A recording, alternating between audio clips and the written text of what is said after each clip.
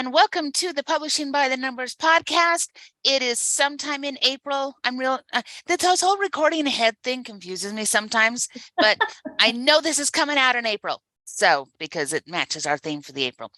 It is episode 26, Cozy Mysteries with special guest Dane Cobain. I'm here with my amazing co-host CJ and Aya. Hello, CJ. everyone. Hi, guys. And Virginia is off doing something Virginia does. We'll figure out what that is later, but she's off doing the thing. Mostly it's because we just went through the time change again. And the time change is like the stupidest thing ever when you work internationally with people, because we moved one direction and she moved another direction, and now it's like ungodly o'clock at where she's at. And so sometimes we miss her, and we do miss her. Anyway, moving right along. For those of you who have been hanging around for a while, our special guest today has been with us before. Dane Cobain visited us in October to talk about horror, and we promised then that we would have him back when we were going to talk about cozy mystery. And since we're talking about cozy mystery today, we thought that that would be a really good bridge between those two episodes. So I will review his amazing background, and then we will launch into asking him questions until he begs for mercy and we let him go. Because that's kind of how this podcast works. We capture you and we hang on to you, and then eventually it's a catch and release program. So here we go. Dane Cobain. Hi, Wycombe, UK is a published author, freelance writer, and occasional poet and musician with a passion for language and learning. This is true. He's got a huge streak on Duolingo learning stuff. I look at Duolingo and go, I should learn a thing, and then I don't. But Dane's on top of it. When he's not working on his next release, he can be found reading and reviewing books while trying not to be distracted by Wikipedia. His releases include No Rest for the Wicked, supernatural thriller, Eyes Like Lighthouses, When the Boats Come Home, poetry, Former.ly, literary fiction, Social Paranoia, I can say this, nonfiction, Come On Up to the House, horror, Subject Verb Object, anthology, Driven, crime detective, The Tower Hill Terror, crime detective, Meat, horror, Scarlet Sin, short stories, The Lexicologist Handbook, nonfiction, and The Lipperfold Files, crime detective. So welcome back to the show, Dane. Hello, thanks for having me. I always love reading that list. You do so many interesting things. You can see where they all tie together, but it's an interesting list. Yeah, well, it's a good job I didn't have that. I think my one version of my author bio has got all the anthologies in it as well. And there's a new one of those coming out soon as well. So keep them busy. Well, tell us about the new one, and then we'll talk about cozies. Well, it's called Half Human Heroes. And it's because I think I've talked about this before, but I'm sort of a member of a YouTube writing and reading community. So there's BookTube and AuthorTube. And it's basically just the name that we give it for people who make YouTube videos about reading and writing. And because there's a bunch of us all on there that all write different books, a bunch of different people have been working on anthologies, different themed anthologies, and sort of opening it up to submissions from other YouTube creators. And I think we might have mentioned this last time that working on an anthology and actually editing the thing is like herding cats. So I'm never going to do that again. But there are at least 3 people I know of via YouTube who have all pulled together different anthologies. So this guy called Jeremy Fee has worked on one called Half Human Heroes, and that is coming out very soon. Once this episode goes up, about 2 weeks after that, I think. And the great thing is, and I think you kind of covered this on your episode about anthologies, because I've been slowly but surely working my way through every episode that you guys have recorded. And I think you talked about the struggles with anthologies and how to do royalties, because it's just a pain to split them up between different authors. And so far, each one of those that I've done, they've all been in aid of various charities, which has been a lot of fun, like on all kinds of different things, from sort of like providing books to kids in like underprivileged neighborhoods, to there was one that was I think it was like HIV related. So it's been great to try and raise some money for some good causes. Well, we'll put that one in the show notes, and as soon as you've got a link for us, get it to us, and we'll add the link. That way people can go check it out, because I just like the sound of it. Half Human Anthology. That could go so many different directions. Yeah. Well, I was lucky because I wrote something that I had this idea that I sort of explored and wrote something up and sent it to him. But I wasn't particularly happy with how it turned out. But luckily, I have another book that you would like, Jana, because it's very Terry Pratchett inspired. So I guess it's comic fantasy. I've been describing it as Lord of the Rings meets Spinal Tap. So basically, sign me up. Just right there, sign me up. The main guy in it is a dwarf, so he's the guitarist and like primary songwriter. It's so fun. So there's a troll in it. He plays a bass. He plays one of the like upright double basses, but he plays it just like a normal bass. The drummer's a vampire, and he used to drum for Spinal Tap, which is why he kept spontaneously combusting, because he kept getting sunlight on him. And then they've got like the record label executive is like the Dark Lord. So I mess around with a bunch of those. But yeah, the first chapter of that works quite well as a standalone, because it's like the first time the band meets each other. So I sent that to him as well, being like, oh, you might be interested in this instead. And so that's what we're going with. So it'll be my sneak preview of the full novel will be the first chapter is what's going to be in that anthology. Okay, I have to know when that full novel comes out too, because I love This Is Spinal Tap. It's so all of our amplifiers should go to 11. It's true, they really should. And putting that with fantasy creatures and supernatural creatures, that right up my alley. That just makes me so happy. Yeah. All right. I need to finish it off. Yes, please do. Write faster. That's what every author wants to hear, is they want somebody out there who tells them write faster, because they just can't wait to read what it is that they're going to put out. Yeah. So, well, let's talk a little bit about Cozy Mystery then. So the last time we had you on, we got into your horror, and we determined that of the three of us, you were the only one who is not a chicken, because CJ and I were both kind of terrified. Terrified.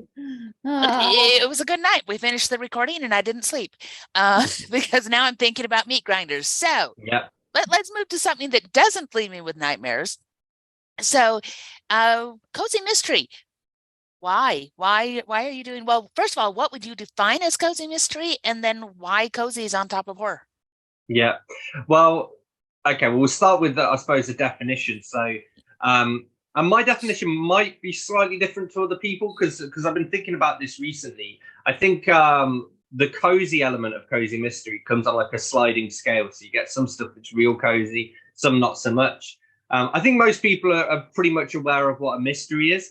The cozy side of Cozy Mystery comes in when it's generally sort of PG-13. There's not a huge amount of violence, not a huge amount of bad language. You're not going to get like the gore and viscera and all of that stuff you might get from like a thriller writer, or even somebody like Stieg Larsson with his Millennium trilogy. And generally Cozy Mysteries, quite often they have like a sleuth main character. I always use as my sort of example, Miss Marple to me is like the ultimate cozy mystery. Sherlock Holmes, you can argue, is as well, and like Poirot, a lot of those are like the more classic cozy mysteries. These days you see a wide range of it, so you'll have a lot of there's like subgenres within cozy. So you'll have like food related cozy mysteries, so you might have somebody who runs a bakery as an amateur sleuth, and those quite often come with like little recipes you can try out. There's a lot with like animal related ones, so they'll usually have like an animal animal companion.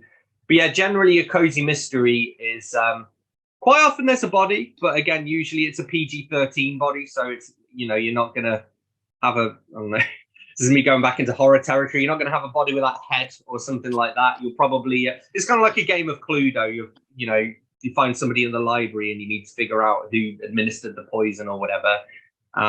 Right, the feet sticking out from behind the desk. We know they're dead, but we don't have to see how the details of how they got there. Exactly, and and so that's why I kind of contrast that with crime, really. So you have sort of your cozy mystery and then your crime. And then there are, again, as with you guys have covered this in the past as well, but as with most genres, there's like a whole set of tropes that go with it. So my particular favorite one, which I absolutely love, I'm a sucker for this, is when the detective gathers everybody in one room at the end and he goes round one by one and he says, well, you could have done it because you had this motive and you had this opportunity, but actually you didn't do it, but you could have done it. And he goes round one by one. And eventually we find out who it is. Half the time as well, the person who did it is like, half the time they admit it as well. I have been thinking this recently, that with a lot of like Poirot and again Miss Marple, with a lot of those stories, if the killer had just maintained their cool and not admitted to it, they actually don't have much to point to them, and you know, they probably would get away with it in court. But yeah, and then you have different kinds of cozy mysteries as well. So one of my favorites is the isolated locked room. So that's like people, you know, it's that kind of classic of somebody was murdered inside their study. The door was locked, the windows were locked. You know, who did it, and how did they get in, and how did they get back out again without leaving a trace. You also get the sort of the closed circle mystery. So something like, again, I'm going back to Agatha Christie, but and then there were none, when they're all on an island and nobody can get in and nobody can get out. So you know these are the only people it could be. Murder on the Orient Express is similar. So you've got these people on the train. It has to be one of them. Which one was it?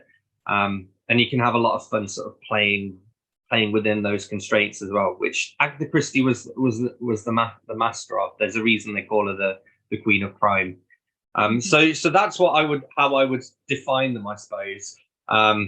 In some cases, it's kind of a feeling, because as I say, you get it on like this sliding scale. So you have some that are super duper cozy, very clean, very like almost wholesome mysteries, and then you have others that are almost gritty, and they're so close to being a mystery, like a crime novel, that it's, you know, you could argue whether they do still count as one. The reason I got into writing them was really because I love the genre so much. So again, especially Agatha Christie, I have this thing with authors where when I find an author that I like, I have to read everything they've ever done. And Agatha Christie is a case in point. She's one of the authors I've written everything she did. I even read some of her Mary Westmacott novels, which are kind of billed as romance, even though I would just say they're just sort of contemporary fiction, but contemporary from 80 odd years ago. And yeah, just always loved the genre. Always loved. I'm one of those readers. I love just going along for the journey. So I very rarely read a cozy mystery and try and piece together who did it and why along the way, because I really enjoy having that big reveal at the end and having the rug swept out from under me. So I tend to not try and piece things together, but I like the fact that you can do that if you want to as well. So it kind of, there are different ways to read a cozy, whether you do try and solve the crime or not. And even going back to them, I love rereading something like, again, And Then There Were None. I've read it about 10 times now. I've seen a million parodies of it. So I know before it starts who did it and why they did it and all of that stuff. But then I can reread it with like a fresh perspective, and then look for all of those little clues and all of those breadcrumbs and red herrings. So I just find it a really fun genre to read and to write. So I kind of couldn't help myself. Okay, so my question is, when it comes to cozy mystery, did you do cozy mystery first, or did that come after horror? Like which, or was it just simultaneously, I'm going to do horror and cozy mystery side by side? This is what I No, it was definitely the horror stuff came first. I'm not particularly sure why, because I think like when I got into those genres as a reader, it's probably at roughly the same time. I mean, I would even say, even today, I'll probably read more mystery, and especially if you lump in crime within that genre, I read more of that than horror.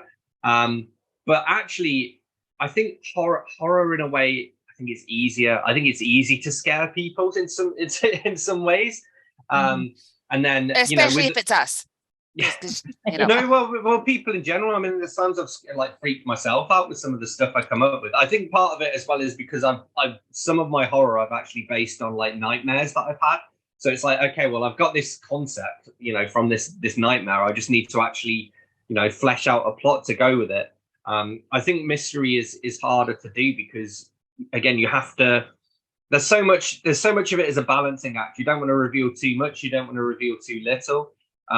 There was a book I read recently which actually didn't bother me as a reader. I was fine with it, but in my review of it, I pointed out it's kind of set up as a whodunit, and then you get revealed who did it, and they weren't mentioned in the story until that point. So it's kind of unfair to the reader, because it's like, well, they have no chance of predicting. Like, it's that whole Deus Ex Machina thing. They get 3/4 of the way in, suddenly this new character came in and he did it, and it's like, well, they have no way of guessing that. So it's quite. I think it's more difficult to actually to plot and write those kind of things. But actually, the reason I went into it was probably because, and you guys know this yourselves, like that's where the money is. The money is in series, and a lot of my horror standalone. In fact, you don't really see many horror series. Even the ones I can think of, it would be something like, I don't know, like Goosebumps, where each of them are isolated stories, because it would be a bit of a struggle, I think, to have 30 books in the Dracula series or whatever it is. So and mystery just lends itself really, really nicely to series. So I thought to myself, well, everything I've done so far has been standalone. I should probably do a series, and it just made sense to go into mysteries there. And I think I guess I found myself like on the cozy end of things, partly by accident and partly through conscious choice, because the more you go towards like gritty crime, the more you need to understand exactly how the police works, and people will tell you if you get it wrong.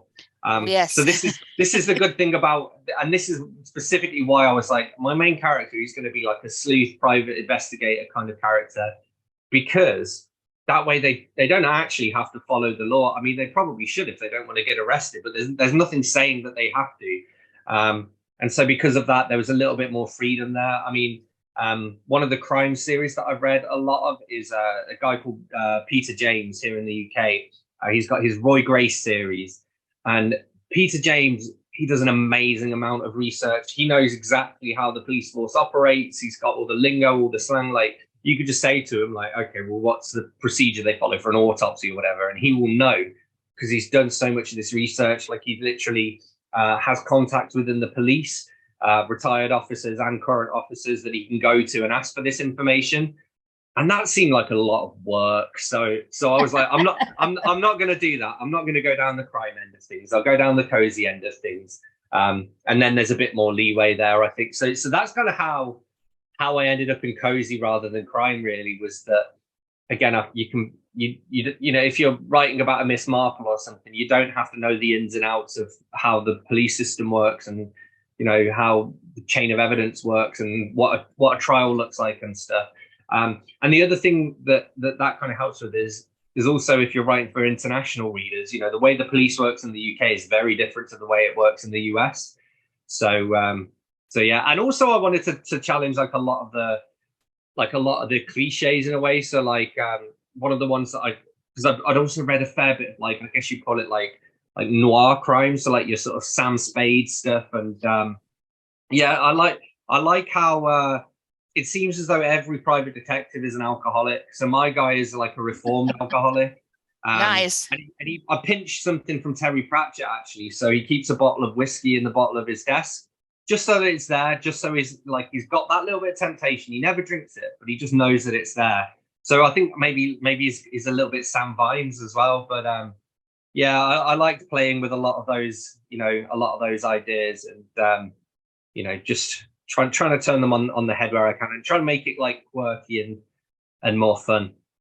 Have you found it more difficult to plot these types of books as opposed to your horror books? Yeah, I would say so, because they're more like, they have to be more intricate, really, and like a lot of the horror stuff I can almost make up on the fly, or you know, I would say the outline for Meat versus the outline for one of my cozy mysteries, even though Meat is, you know, half again as long as those usually are, the outline was probably only 2/3 the length, something like that.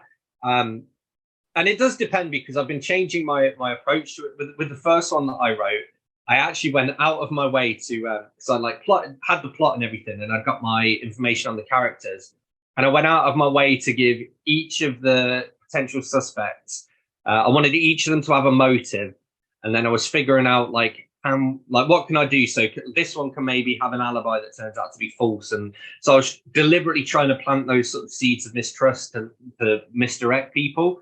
I've done that a little bit less recently, but more so because, and this is another thing with series, random characters come out of the woodwork. So I've just been working on, it's the 4th novel, the 5th book, because one of them is short story. And I needed a character to do something. And then I was like, oh yeah, I can use this character who was mentioned like on one page in the previous book or whatever. And because it's kind of this little sort of self-contained world that grows from book to book to book, A lot of that misdirection and, you know, having multiple suspects and all of this stuff, it almost takes care of itself because the field of people involved in each investigation grows. I mean, I was kind of lucky in that because the last book that I did, it kind of involves like this sort of secret society within the police as well. So that was ideal because it was just like, well, everybody that we've already introduced to is in the police. They automatically become suspects because you kind of don't know who you can trust. And then at the same time, I've been trying to. I'll have like you've got your main plot for each book, so each book can be read as a standalone. But then different things are happening in people's lives. So like the agency is growing from book to book. There's the main cop in it. He's having some like difficulties in his marriage. That it's on firm footing in the first book. By the third book, he's kind of moved out of the family home to a rented accommodation. So there's this kind of stuff happening in the background as well. So as I say, you can kind of read them. You can dip in and read them in any order, but also there's those little bonuses there if you go from one book to another. But again, having all of that work together and work well, that's where the insane amounts of plotting come in. I have a question about what's coming next though, because so how many books do you have in that series? And you're writing the next one now? Is that what's happening? Okay. Yeah. So at the moment I've got two, there's basically novel, short story collection. Then the one I'm editing at the moment is a novel, and then I'm writing the first draft of a novel after that. If you're going to ask me what happens after that, I don't know. I've been sort of planning each novel as I finish one book, I go straight into planning the next novel. Because again, the other thing is that they quite often lead into one another. So what happened?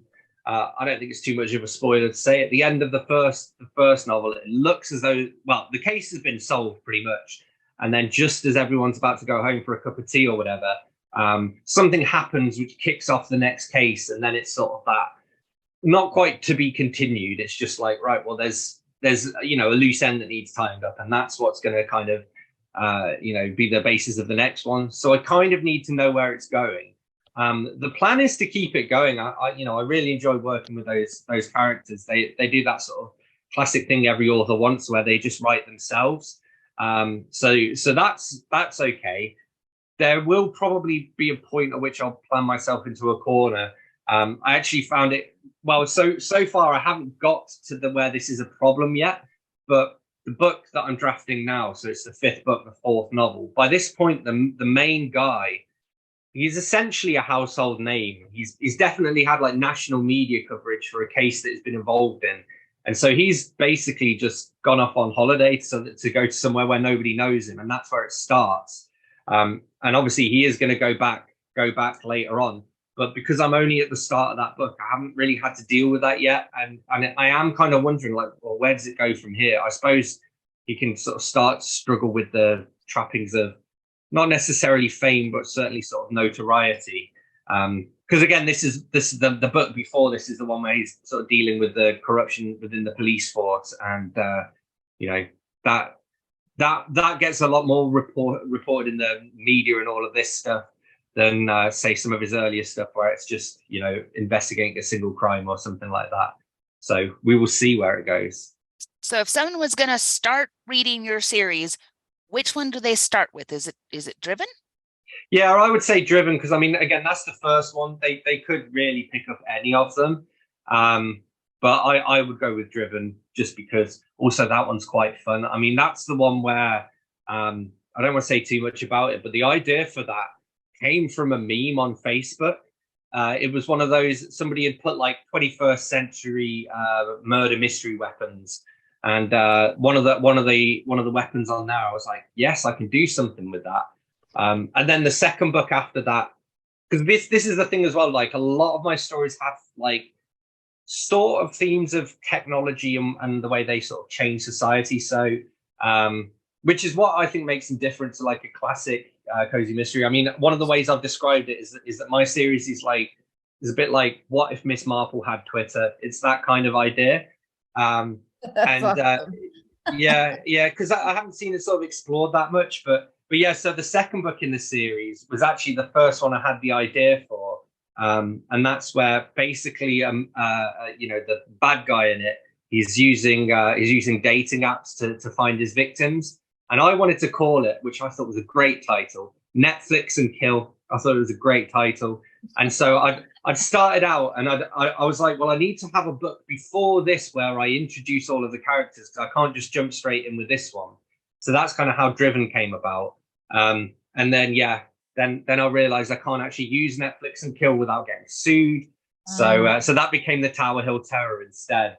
Some people do actually also have books out called Netflix and Kill, so I'm not the only one who thought that was a good title.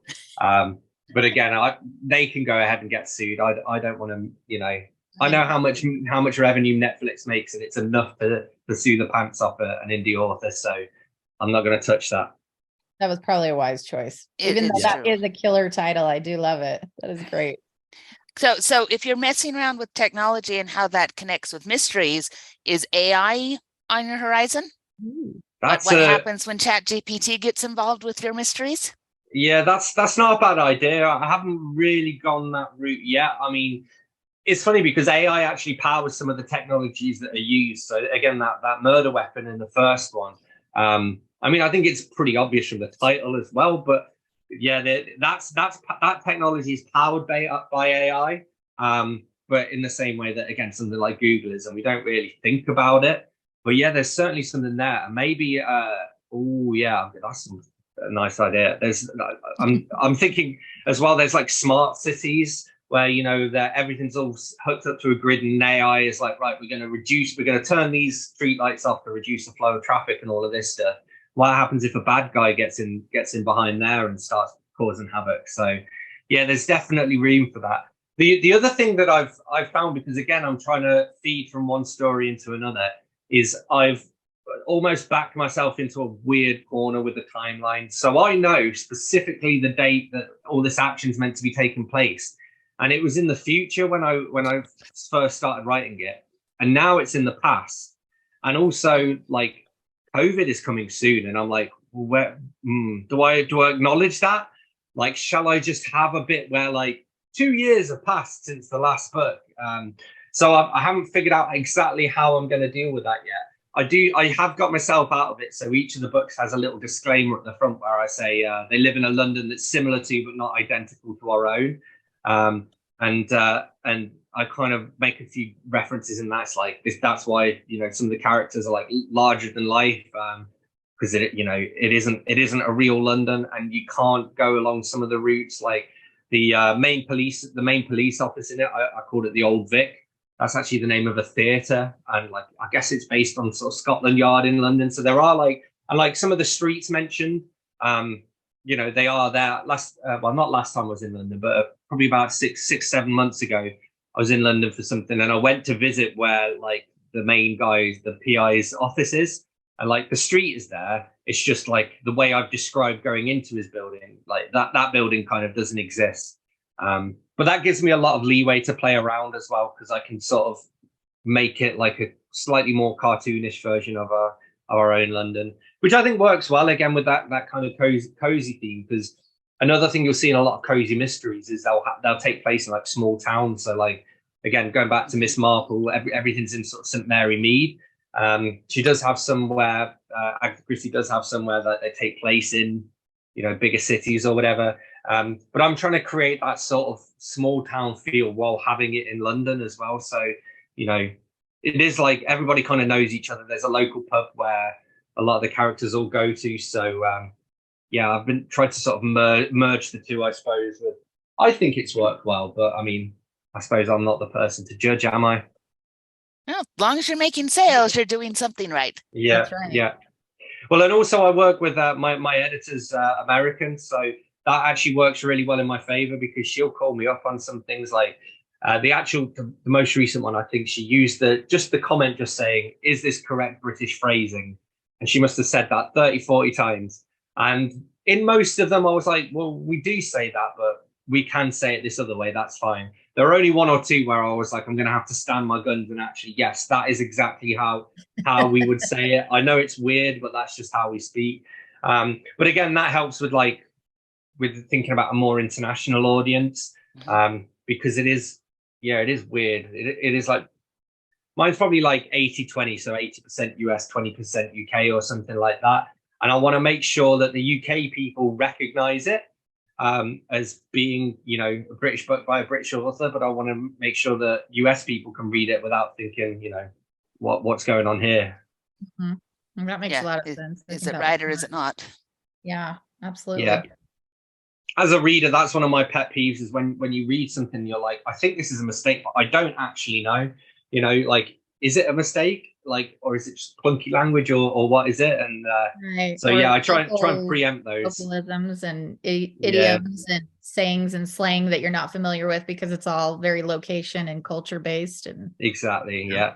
And okay, now I do remember the last time we talked about this, that you played with language in how you want people to pronounce the name of, now I'm going to get it wrong again. Is it Leopold? It's Leopold. Leopold, see? Leopold. I wasn't even going to attempt it. I was like, I'm going to wait for my but you talked before about doing that on purpose. Yeah. Remind me why it was that you wanted that pronunciation, since, neither of us was able to get to it without some help. I guess like part of it is I find it fun. I did get somebody who said I was like, they said I was being, I think they called me ableist, because I said I thought it was quite funny listening to people try and pronounce the names in their video reviews, and I'm like, well, that's kind of the point. Like, I don't care how you say it how you like. But yeah, so Lightfold, can't remember how his surname came about. I think it was originally, wherever I got it from, the E and the I were the other way around, so it was like Leapfold then. But yeah, played around with that. We've got Miley, but her name is spelled Maile, which I just thought was a really cool name. And then the main policeman, he's called Jack Chumley, but it looks like it should be pronounced Jack Cholmondeley, but it's just one of those weird, it's just one of those weird British things. I don't know. I guess it just happens in like British place names as well. Like the other one is like, we have like Marylebone Station in London, which looks like it should be pronounced Mary Lebone, but it's Marylebone. There's in Oxford we have Magdalen College, which looks like it's pronounced like Magdalene, like Mary Magdalene.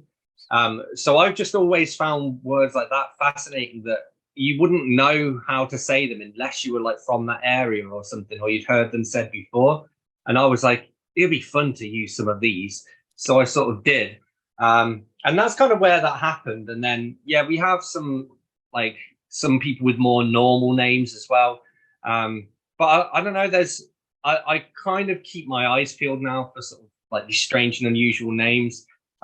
Sometimes it's pretty much for the purposes of having a bit of a laugh as well. So in the one that's going to be the next one to come out, the one I'm editing at the moment, a new character comes in, and he's called Abraham Shakespeare, and there's just all sorts of little funny lines where it's like, he comes for his interview and Miley tells Lightfold, oh, Shakespeare's at the door, and then they're sort of joking about like, oh, is he here to be or not to be, or whatever it is, and like all of these little bits of sort of humorous dialogue I could throw in just because of his name. So yeah, I play around with that a lot. And then other people, it's like, oh, I just need a name. I can't remember whether I mentioned this, I think, with that when Jana was here, and in one of the sort of Q&As we were running a little while back. And I was talking about, I had some feedback from my editor where she pointed out I never actually, like one of the characters, I just always called them Superintendent Richards. And throughout the entire book, I never used their first name. And she's a woman as well. And it was just never clear because I'd never used the first name. And because other than that, she was just always there in a social setting. So other than maybe saying, she picked up a pen and paper, you wouldn't have actually known that she was a female character. So I just sort of had to add in there, like the first reference to her, we use her name. And yeah, there's a lot of like playing around as well. So in this, again, this most recent book, the sort of the cop in it, Jack Chumley, he ends up being put on gardening leave, and he's no longer a policeman during the kind of events of that book. And so then his like ex-recruits are coming along, and they're having to get used to call, like he's saying, just call me Jack, and they're calling him Mr. Chumley, and And then he's saying like, well, stop calling me sir, because I'm not a detective inspector anymore. I'm just a member of the public. And then he's like trying to call them by their first names, and it's not really working. And so, yeah, there's just a lot of, I just think it's fun to play with names. And again, it's weird. It's really with this series because there are, I suppose there have been times with this one actually where it's like, I think like names are one of the hardest bits of writing, because I always find it hard to, especially for minor characters, to like introduce them in a way that feels natural. So, for example, in the one I'm working on at the moment, one of the characters gets mugged. There's this very minor character, but I didn't want to keep saying like, well, the man did this and the man did that. And so I was like, well, how can I find a way to introduce that character by name, but in a way that doesn't feel forced? So sometimes that can be tricky. But other than that, as a whole in this series, again, the characters are sort of so vivid to me when I'm writing that like it feels natural when they're using names, because that's just their names and that's just the way, you know, people are in real life, I suppose. So yeah, it hasn't really happened in any of my other books really. In the rest of them, there are always times where I feel a bit forced when I'm using character names, and I'm just like, well, I've got to, you know, give this. It's kind of the difference between thinking, oh, I've got to give this character a name, and now I've got to think of a name, and just being like, well, oh yeah, that's Tom. Like, you know, that's always been Tom. So it's yeah, it's interesting. It kind of puts a little different spin on it when writing. Oh, fantastic. Well, and I remember, so Terry Brooks came and visited BYU at one point. That's my alma mater. And he talked to the people that were making the announcements, and it's to the student area, and they said, okay, the signing for the Sword of Shannara will be in 30 minutes. And you had all these student heads that popped up because we talked back to the overhead thing when people talked to us, and we all went, Shannara. And Terry Brooks is standing at the front of the bookstore, and he says, it is not. Yeah. And so it's that fun thing where once you release it, you have these ideas of, well, this is how it should be said, and this is the way that it is. But then it also kind of takes on a life of its own once the readers get a hold of it, and they kind of join in a group delusion that says, well, this is the way that we all say it. And so, yeah, since then, it's always a running gag about, is it Shannara or is it Shannara, based on, how it is you read it and how many of these stories you've heard with Terry Brooks trying to tell people, really, I meant it to be this, but like you say, he came up with this is what I meant, but I don't really care as long as you're enjoying the books. Yeah.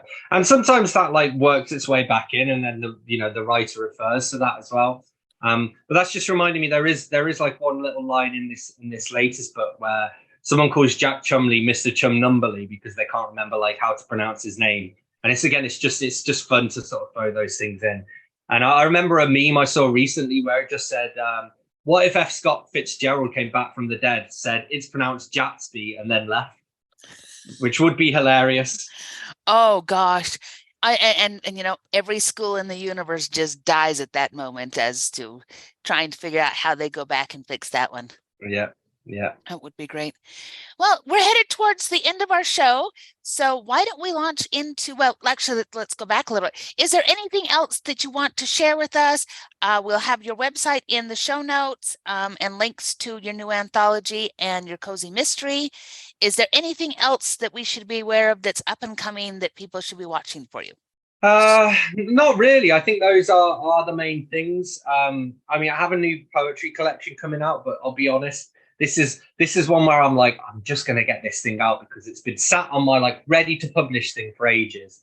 And I want it to be out. So it's one of those where I'm like, I don't think my readers particularly want it, but they're going to have it, damn it, because it's ready to go. And I just want to get it. Then it's like one less thing sitting in my head and being like, oh yeah, I could release that at some point. But yeah, that's coming out soon. That's called Oceanus, and that's like, I subtitled it an experimental poem about the RMS Titanic. It's kind of like wordplay and allusions and things like that, telling the story of the Titanic. So that's coming out. But yeah, mostly I'm really enjoying working on the Lightfold series at the moment. So hopefully there will be this book number 4, which is going to be called Boys in Blue. That should hopefully be out by the end of this year. Fingers crossed. And I will definitely have the first draft of the book after that ready by the end of this year. Whether it will have been edited is a different question. We'll see how busy I get. But yeah, I would just encourage people to read some mysteries. They're so much fun. And as I say, because of this like sliding scale of coziness, you know, if you want something really sweet and wholesome, there's stuff out there that's like, you know, who stole the cake at the village fete and things like that. So there's the stuff there with like no murder, nobody dies. And then you got stuff on the other end, and then you go through to like the really brutal like Nordic noir, where it's like, you know, all kinds of weird stuff happening. So you can find cozy mysteries and crime of all different kinds of levels. But it's such a fun genre. And I mean, there have even been studies, like I'm pretty sure like it's supposed to be that people find it reassuring to read about stuff like that, because it kind of takes our anxieties away in a sense. It's the same reason why people like watch true crime. As like horrible as it is, it's kind of like, well, if you watch it, it's a bit like, again, I think we had this discussion about horror, that people watch horror because they like to be scared, but in a safe environment. Mm-hmm. And I think that's what cozy mysteries can do, is they can expose you, and there's a much more of a sort of a sliding scale there of like how, you know, how intense you want them to be, how brutal you want them to be, all of that stuff. And because the genre's just gone through the roof, there are all of these different niches. So just go out and read some mysteries. They're so fun.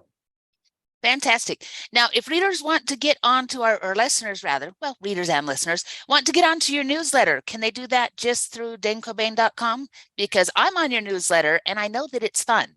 Yeah, you go to danecobain.com, and I do need to sort of fix this in inverted commas. It works, but if you go to danecobain.com, a little light box will pop up. You can enter your details there, and you can sign my mailing list. I do need to at some point have a dedicated page, so I can just say, you know, go to danecobain.com/mailing list, and you can sign up there. But yes, if you go to the website, it'll pop up a little light box that you can a light bulb that you can sign up to. And yeah, one of the fun things that I've done on that is each of the characters, I gave them sort of the metaphorical keys to my email list. So you'll get an email from Lightfold, you'll get one from Miley, you'll get one from Jack Chumley, and you'll even get one from Bram Shakespeare, who we mentioned earlier, who hasn't yet actually appeared in the books. So that's the only way to get a sneak preview of who he is and what makes him tick. And he's such a fun character as well, especially him and Miley, because those two are both like computer nerds, and Lightfold has no clue. So those two will be sitting there like nerding out about like being like, oh yeah, have you tried this new VPN? And then Lightfold's like, what's a VPN? And yeah, and then in this latest one, Jack Chumley, who's the old cop, he joins them, and Miley sort of takes him under her wing. So she's like early 20s tech nerd, and she's teaching him like, okay, well, this is what a VPN is. Here's what the dark web is, all of this stuff. Which again feeds into the next book, the one I'm writing now, where he's gone back to the police and he's realized, actually, my team needs a Miley, and she's never going to leave Lightfold, so I need to hire a tech geek of my own. So yeah, lots of fun. All right. Well, let's take just a minute and have our moment of absolute irrelevancy. CJ, you want to go? Yes, absolutely.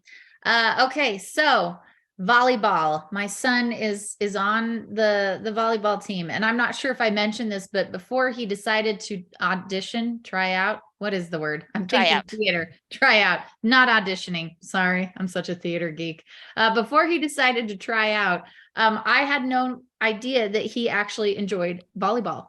So he's like, I'm going to try out, Mom. And I'm like, for volleyball? Okay. And then he made it. And so now we're just, really excited and having a good time. But I took my girls with me, and you can get, nachos and things like that. And it just so happens that as my child had nachos and was walking down, while the game was playing, a volleyball came off the court, and it was spiked very hard and just landed right in the nacho and chips, and it went boom, it went kaboom, and it was everywhere. Not on her, got on the phone, got on a lot of places, but not on her. So there's one magic nacho explosion right there. So we were like trying to like surreptitiously clean that on the side. I feel like every time I talk to you guys, it's always some kind of food spill, something, vomit, whatever. This is my life. And so that was happening in front of all of the viewers and, you know, the teams, and just cleaned it up. The guy at the concession stand was like, she can have more nachos, you know, due to the flying volleyball that no one knew was coming. So, but that's what happened. So nice, fun little stuff. Always. Your turn. Whose turn is Highly it? irrelevant. Oh gosh. So let's see. I don't have anything as interesting as flying nachos. I do have a food thing though. So we have a gaming group that we've been playing various tabletop role-playing games since 1992. So we've been at this for a long time, and it's generally the same core group of people, and we get together every Saturday night. And for our core group, we always do stuff for birthdays. And in April, we have 3 guys who all have birthdays within a week of each other. So it's always the really big nerdy party. And one of them really likes pie and the others like cake. And so I bake for everybody, and I make a big cake and then I make a pie so that we can have these things. But it's always the challenge is coming up with how am I going to decorate these to be appropriately nerdy for the phenomenally nerdy group. Right. So I'm working on it because tomorrow is the big party for all of the nerds. And I got to figure out what I'm going to do. I mean, my best one to date was I bought a whole bunch of little miniatures, and then I turned the cake into a battle map. Nice. And we set up an entire scenario going on, and then they got to take the little miniatures home because that was part of their thing. So it was really simple for the decoration part, but it was really effective. And I did Trogdor at one point, the Burninator. I made a Burninator cake, and I've done dice. So now I must ponder exactly what I'm going to do for tomorrow. I'm going to make key pie. We want pictures. And then I'm going to make some kind of really nerdy devil's food cake. So that's my relevant moment, and what I will be working on for the next 2 days is figuring out exactly what I'm going to sculpt out of this cake. All right, Dane, what's irrelevant in your world?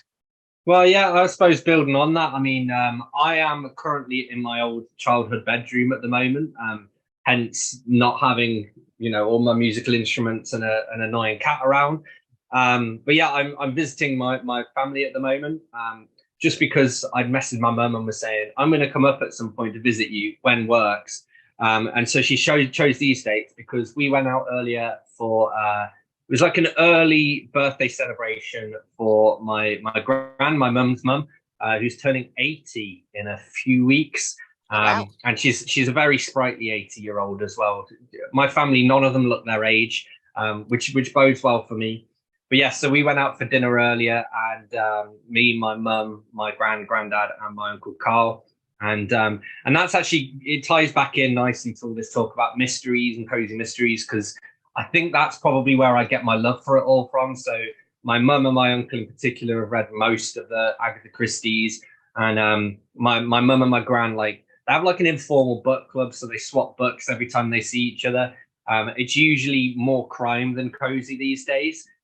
But the funny thing is, and I keep saying that my mum should get Goodreads, or at least use a pen and paper, because she never remembers whether she's read books. So she'll get 30, 40 pages into a crime novel and then realize that she's read it before, which to me, that would drive me insane.